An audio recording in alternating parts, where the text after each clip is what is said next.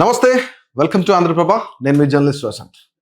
ఐపీఎల్కి ధీటుగా ఈరోజు ఆంధ్రప్రదేశ్లో ఆంధ్ర ప్రీమియర్ లీగ్ అయితే జరుగుతుంది. అట్టహాసంగా ప్రారంభమైంది. ఈరోజు రేపు ముగింపు దశకు అయితే వచ్చింది. ఫైనల్స్ కూడా జరగబోతా ఉంది.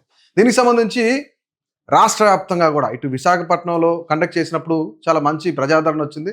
అలాగే కడపలో, మంగళగిరిలో కూడా చాలా మంచి ప్రజాదరణ వచ్చింది. సో దీనికి సంబంధించి అసలు లీగ్ విషయాలు ఏంటి, ఎలా జరుగుతున్నాయి, దీని బడ్జెట్ ఎంత, వీటన్నిటి గురించి మాట్లాడదాం.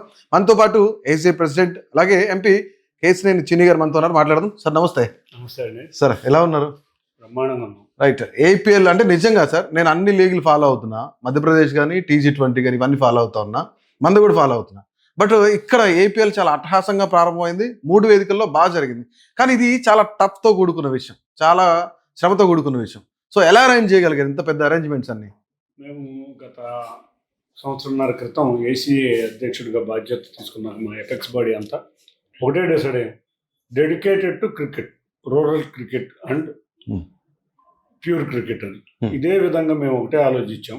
ముందుగా విశాఖపట్నం స్టేడియంని మాకు చాలా చూడంగానే పరిస్థితులు చాలా ఇబ్బందిగా అనిపించినాయి. ఈ స్టేడియంను రెనోవేట్ చేయాలి, ఇక్కడికి బ్రహ్మాండమైన మ్యాచ్లు తేవాలి. మనకున్న ఏకైక international stadium plus test match హోదా ఉన్న ఏకైక సెంటర్ విశాఖపట్నం, తప్పకుండా చేయాలి. అందులో ఇండియన్ టీం చాలా లక్కీ స్టేడియం అని ఆలోచించి గత ఐపీఎల్ మ్యాచ్లు స్టార్ట్ అయ్యి, ఈ సంవత్సరం కాదు గత సంవత్సరంలో ఐపీఎల్ మ్యాచ్లు స్టార్ట్ అయినప్పుడు వాళ్ళని అడిగితే మాకు ఈ స్టేడియం పనికిరాదు, రెనోవేట్ చేయాలి, చాలా ఇబ్బందిగా ఉందని అంటే ఛాలెంజ్గా తీసుకుని 60 రోజుల్లో విశాఖపట్నం స్టేడియాన్ని 3 స్టెప్పులు హైగా తీసుకెళ్లి వాళ్ళ Visakhapatnam stadium one of the best stadiums కింద తయారు చేశాం. స్టేడియం తయారు చేసినప్పుడు ఆ రోజు ఐపీఎల్ మ్యాచ్లకి ఆ రోజు BCCI సెక్రటరీగా ఉన్న ఇప్పుడు ఐసీసీ చైర్మన్ జయశా గారు వచ్చారు. చూడంగానే బ్రహ్మాండంగా ఉంది స్టేడియం. ఇటువంటి స్టేడియంలో ఇంకా ఎక్కువ మ్యాచ్లు ఇవ్వాలని చెప్పి ఢిల్లీ క్యాపిటల్స్ వారిని కోరటం జరిగింది. ఆ రోజు ఆ విధంగా మొదలైన మా యాత్ర. నెక్స్ట్ ఏపీఎల్ స్టార్ట్ అయింది. విశాఖపట్నంలో ఏపీఎల్ పెట్టాం. లేదు వచ్చేసారి కల్లా 3 ప్రాంతాల్లో కూడా క్రికెట్ని అభివృద్ధి చేద్దాం, 3 ప్రాంతాల్లో కూడా ఏపీఎల్ జరగాలి అని చెప్పి కడప, మంగళగిరి 2 స్టేడియంలని కూడా బ్రహ్మాండంగా తయారు చేయడం జరిగింది. ఇవాళ 3 ప్రాంతాల్లో 3 స్టేడియంల్లో ఏపీఎల్ మ్యాచ్లు కండక్ట్ చేశాం. అన్ని చోట్ల 3 చోట్ల ఏపీఎల్ మ్యాచ్లు పెట్టడం జరిగింది. చూస్తే ప్రేక్షక ఆదరణ చూస్తే చాలా అద్భుతమైన ఆదరణ వచ్చింది. వైజాగ్ బాగుంది అనుకుంటే కడప వైజాగ్ నుంచి వచ్చారు, కడప నుంచి మంగళగిరి వచ్చారు. ప్రేక్షకులు సగటు క్రీడాంధ్రప్రదేశ్గా అభివృద్ధి చెందడానికి ఇక్కడున్న క్రీడాభిమానులందరికీ ఒక చక్కగా అవకాశం వచ్చే విధంగా ఉచితంగా ప్రవేశం పెట్టాం. ఎవరికి కూడా ముందుగా స్కూల్ పిల్లలకి పాసులు ఇచ్చాం. అది కూడా ప్రభుత్వ స్కూల్ పిల్లలకు పాసులు ఇచ్చి ఆ విధంగా డెవలప్ చేసుకుంటూ వచ్చి ఇవాళ ఏపీఎల్ అంటే ఒక ఐపీఎల్ రేంజ్ లో జరిగింది అనే విధంగా మేము దాన్ని తీసుకురావడం జరిగింది. నిజంగా అది మాకు చాలా ఆనందం. ఇవాళ ఉన్న ఆంధ్రప్రదేశ్లో ఉన్న క్రీడాభిమానులందరికీ ఒక చక్కటి చిరుకానుకగా ఏపీఎల్ ఇవ్వటం మాకు చాలా. మీరు ఏపీఎల్ కండక్ట్ చేసే ముందు చాలా ఛానల్స్ కానీ చాలా మీడియా వాళ్ళు కానీ చాలా పెద్ద ఎత్తున ఈ క్రికెట్ స్టేడియంలో 100 కోట్ల రూపాయల స్కామ్ జరిగిందని చెప్పేసి మనం అనేక రకాల పేపర్లో చదువుకున్నాం. సో వీటన్నిటిని అసలు ఎలా రెక్టిఫై చేయగలిగారు? మళ్ళీ దాన్ని రెనోవేషన్ ఏమైనా చేశారు? అసలు లేదు, ఎవరో ఒక వ్యక్తి తమ జిల్లాలో ఉన్న అసోసియేషన్ రాజకీయాల్లో ఒక మాట అయితే అన్నాడు. ఆ వ్యక్తికి కూడా తెలుసు. ఇవాళ ఆంధ్ర క్రికెట్ అసోసియేషన్ సంవత్సరన్నర కాలంలో ఏ విధంగా క్రికెట్ని అభివృద్ధి చేసింది అనేది అందరికీ తెలిసిన విషయం. తర్వాత తెలుసుకున్నారు వాళ్ళు కూడా. కాబట్టి మేము చూస్తే మీరు ఎన్నో ధనిక బోర్డులు ఉన్నాయి. చూస్తే ఇవాళ మహారాష్ట్ర క్రికెట్ అసోసియేషన్ కానీ, కర్ణాటక క్రికెట్ అసోసియేషన్ కానీ, హైదరాబాద్ క్రికెట్ అసోసియేషన్ కానీ, తమిళనాడు క్రికెట్ అసోసియేషన్ కానీ మా మీద ఎన్నో అభివృద్ధి చెందిన బోర్డులు. ఐపీఎల్ టీములతో అక్కడ స్టేడియంలన్నీ ఐపీఎల్ టీంలే రెనోవేట్ చేస్తాయి. ఎక్కడా లేని విధంగా అత్యంత భేద బోర్డు అయిన ఆంధ్రప్రదేశ్ క్రికెట్ అసోసియేషన్ ఆధ్వర్యంలో 3 స్టేడియంల్లో ఏపీఎల్ జరగడం అనేది వాళ్ళు నిజంగా చాలా పెద్ద ధనవంతమైన క్రికెట్ అసోసియేషన్ కూడా చేయలేకపోతుంది. మేము ఆ సాహసం చేసాం. ఆ విధంగానే మాకు అభిమానులు రిసీవ్ చేసుకున్నారు. ఆ విధంగానే మ్యాచ్లు జరుగుతున్నాయి. ఎవరేం చెప్పినా మా సమాధానం మా పనితీరు ద్వారా వాళ్ళకి తెలియజేయడం జరిగింది.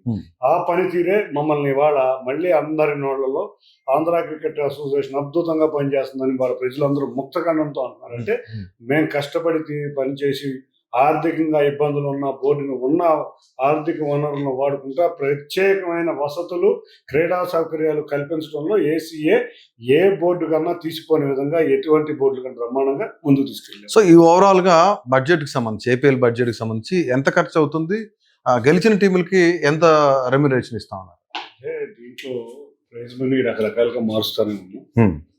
ఇవాళ ప్రైజ్ మనీ కన్నా ముఖ్యంగా ఎంతమంది క్రీడాకారులకి ఆర్థికంగా సహాయం చేసాం అనేదే చూడాలి. రైట్. నిజంగా ఎంతో మంది పేద ఆర్థికంగా ఇబ్బంది పడుతున్న క్రీడాభిమానులకి ఒక టీ కొట్లు అమ్ముకునే వ్యక్తి యొక్క అబ్బాయికి వాళ్ళ ఏపీఎల్ లో చక్కటి ఆక్షన్లో 8 లక్షల రూపాయలతో సెలెక్ట్ అయ్యారు.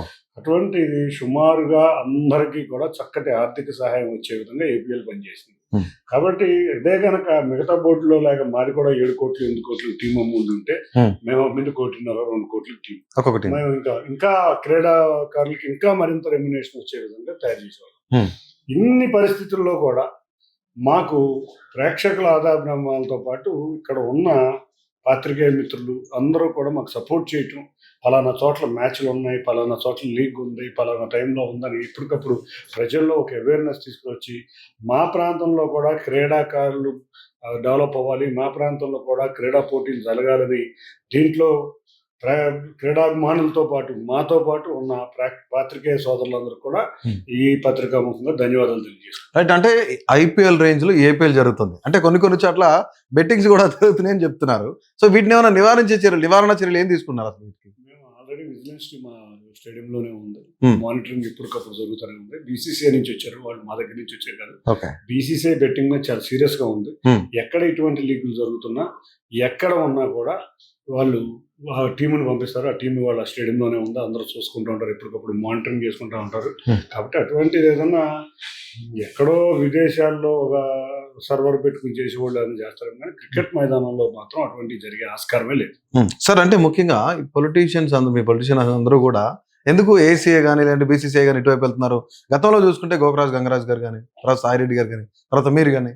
ఏసీఏ ఏంటండి, యాక్చువల్లీ న్యూట్రల్ బాడీ కదా సార్ అది. ఇప్పుడు ఒక విషయం, చాలా మంది పొలిటీషియన్లు ఉంటారు, ఒక్కొక్కరికి ఒక్కొక్క క్రీడ మీద ఆసక్తి ఉంటుంది. ఓకే. ఆసక్తి ఉన్న వాళ్ళందరూ నేను ఏసీఏ కాదు, ఇప్పుడు వాళ్ళే అథ్లెటిక్స్ వాళ్ళు వచ్చి మీరు ఉండాల్సిందే, మీరు ఆంధ్ర క్రికెట్ అసోసియేషన్ బ్రహ్మాండంగా చేశారన్నారు. మన కబడ్డీ వాళ్ళు అడిగారు. అటగా కాకుండా నిన్న మధ్య గోల్ ఫ్లో అయితే నన్ను ప్రెసిడెంట్ కింద ఉండాల్సిందే అని ఒప్పుకున్నారు. వాళ్ళు వీళ్ళు కూడా ప్రెసిడెంట్ కింద ఉండాలని అథ్లెటిక్ అసోసియేషన్ వాళ్ళు కూడా, అంటే వర్కింగ్ కండిషన్ ప్రజల్లోకి క్రీడలను ఏ విధంగా తీసుకెళ్తున్నాం, ప్రజలకి ఎట్లా ఉపయోగపడుతున్నాం అనేది అసోసియేషన్ చూస్తున్నాయి. తప్పకుండా రాజకీయ నాయకుడు అవ్వచ్చు, వ్యాపారవేత్త అవ్వచ్చు, లేకపోతే క్రీడాకారుడు అవ్వచ్చు, దీన్ని ముందుకు తీసుకెళ్ళటంలో సక్సెస్ అవటంలో మనం చూడాలి. కానీ ఏసీఏనే కాదు, బీసీసీఐనే కాదు, ఇవాళ బీసీసీఐలో మాకు లోదానాంశం ఉంది. కేంద్ర మంత్రులు లేకపోతే ప్రభుత్వంలో ఉన్న పదవులు తీసుకునే వాళ్ళు ఎవ్వరూ కూడా బీసీసీఐలో మెంబర్లు అవడానికి లేదు, ఏసీలో కూడా మెంబర్లు అవడానికి లేదు. ఇటువంటి లోదానాంశతో చేస్తా మీకు ఒకటే ఆలోచించండి, మాకు ఆంధ్ర క్రికెట్ అసోసియేషన్ కానీ బీసీసీఐ కానీ ప్రభుత్వం నుంచి రూపాయి తీసుకోం. కానీ ప్రభుత్వం మేము ఇచ్చే ఆదాయం ఒక జిఎస్టీ రూపంలో కానీ, ఒక హోటల్ రూమ్ బుకింగ్స్ కానీ, ఒక ట్రాన్స్పోర్టేషన్ కానీ, ఒక ప్రైవేట్గా ఉన్న ఒక సొసైటీ బీసీసీఐ దేశంలోనే ఒక అత్యంత ధనికమైన సొసైటీగా ఏర్పడింది అంటే అది అక్కడ రూలింగ్ చేసిన వాళ్ళు దాన్ని ఏ విధంగా ముందుకు తీసుకెళ్ళాలి, ఏ విధంగా టోర్నమెంట్స్ తీసుకెళ్తే ప్రజల్లో ఆసక్తి వస్తుంది, దీన్ని ఆర్థికంగా అభివృద్ధి చేయడం వల్ల ఎన్ని స్టేడియంలు మేము ఇన్ఫ్రా ఇవ్వగలుగుతున్నాం, ఇవాళ దేశం మొత్తం స్టేడియంలు అన్ని ఇస్తున్నాం. అటువంటి బీసీసీఐ తీసుకున్న చర్యల వల్లే కదా అన్ని క్రికెట్ అసోసియేషన్ ఈ విధంగా ముందుకెళ్తున్నాయి. తప్పకుండా ఇవాళ క్రీడల్లో ఇదివరకు క్రీడలు ఆడుకుంటే ఎవరైనా తల్లిదండ్రులు ఒకటే అనేవాళ్ళు, ఎందుకురా ఆటలాడుకుంటున్నావు, చదువు ఉండదని. కానీ వాళ్ళ తల్లిదండ్రులు అందరూ కూడా క్రికెట్ కానీ ఇవాళ కబడ్డీ కానీ ఎంతో ప్రోత్సహిస్తున్నటువంటి క్రీడలన్నింటినీ ప్రోత్సహిస్తూ ఇప్పుడు చూస్తే పికిల్ బాల్ ఎంత ప్రాచుర్యం జరుగుతుంది. కాబట్టి ఉన్న కొలిది ఇవాళ క్రీడల పట్ల ఆసక్తి పెరుగుతుంది. క్రీడలు కూడా తమ భవిష్యత్తులో మంచి ఆర్థికంగా కూడా మన పిల్లలకి సపోర్ట్ అవుతుందనే విధంగా తయారవబోతున్నాయి. కాబట్టి అందరూ కూడా ఆసక్తి చూపిస్తున్నారు. ఇవాళ ఎవరు రాష్ట్ర పదవిలో ఉన్నా కూడా మంచి జరుగుతుందా లేదా అనేది మనం చూస్తే బాగుంటుంది. అండ్ ఫైనల్లీ ఇప్పుడు మీరే చెప్తున్నారు, అథ్లెటిక్స్ వాళ్ళు అడుగుతున్నారు, కబడ్డీ వాళ్ళు అడుగుతున్నారు, గోల్ఫ్ అడుగుతున్నారు అని చెప్తున్నారు. అంటే మీరు ఇక్కడ ఏసీఐ నుంచి బీసీసీఐకి వెళ్ళబోతున్నారు, ఒక ప్రచారం జరుగుతుంది. సో నిజంగా నెక్స్ట్ బీసీసీఐనా? నాకు అటువంటి ఆలోచనలు ఏం లేవు. కానీ ఏసీఏలో ముందుగా మేము రేపు వచ్చే ఏపీఎల్కి Hmm. 6 చోట్ల ఏపీఎల్ జరగాలని మాకు కోరిక. ఓ ఇవాళ ఈ సంవత్సరం 3, వచ్చే సంవత్సరం మరొక 3 స్టేడియంలు యాడ్ చేయబోతున్నాం.